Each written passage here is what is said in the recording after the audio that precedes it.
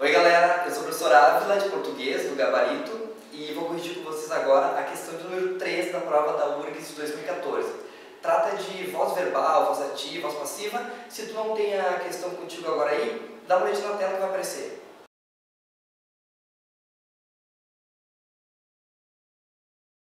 Então tá galera, agora a gente vai lembrar como é que funciona essa transformação de voz ativa para voz passiva. Olha o que eu coloquei aqui para a gente lembrar.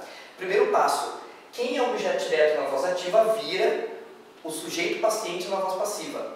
O segundo passo é o verbo principal da voz ativa vai para o particípio. Não pode esquecer também que sempre surge o verbo auxiliar ser e ele vai imitar o verbo da voz ativa no mesmo tempo e no mesmo modo. E o último passo, o sujeito que é agente na voz ativa, ele vai virar o agente da passiva na voz passiva, claro, introduzido pela preposição por. Eu fiz o seguinte, ó, coloquei um exemplo bem simples para a gente ver só o mecanismo funcionando antes de ver a transformação que a própria prova propôs para nós. É o seguinte, ó, os alunos estão revisando a matéria. Bom, primeiro passo, quem é o objeto direto vira o sujeito. Passo número 2.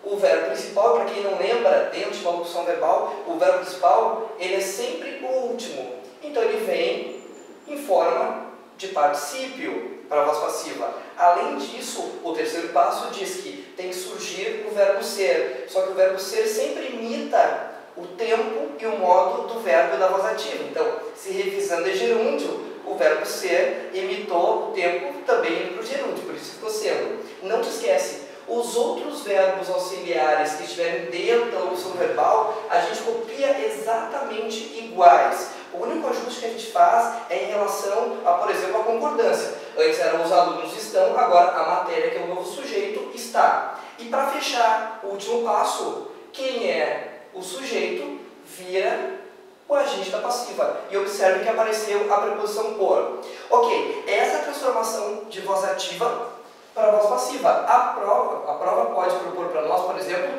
o contrário. E foi inclusive isso que apareceu na prova de 2014. Agora a gente vai dar uma olhada na própria questão. Então tá galera, depois de revisar uma breve triagem nas alternativas, nós nos deparamos com a letra B, que a própria obra de Deus pusera na natureza. Se essa é a resposta correta, agora a gente vai conferir de acordo com o trecho original. Se o passo número 4 do sujeito agente virava agente da passiva, agora é o contrário. Agente da passiva vira o sujeito. Se o passo número 3 da transformação da ativa para passiva diz que surge o verbo ser, então agora o verbo ser tem que desaparecer.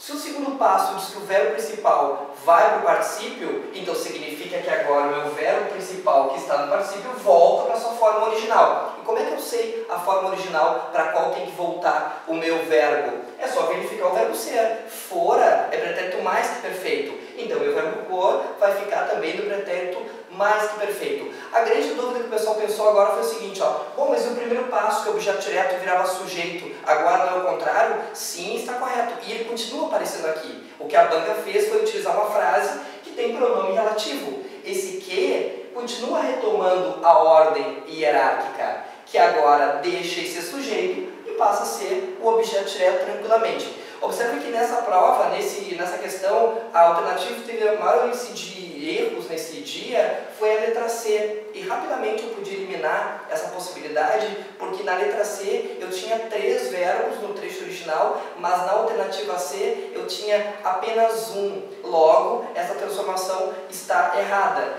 Então isso aí, gurizada. Agora a gente confere o gabarito. Então tá, gurizada, é isso aí. Boa prova. Arrasem. Não esquece, na URGS 2015 o gabarito é teu.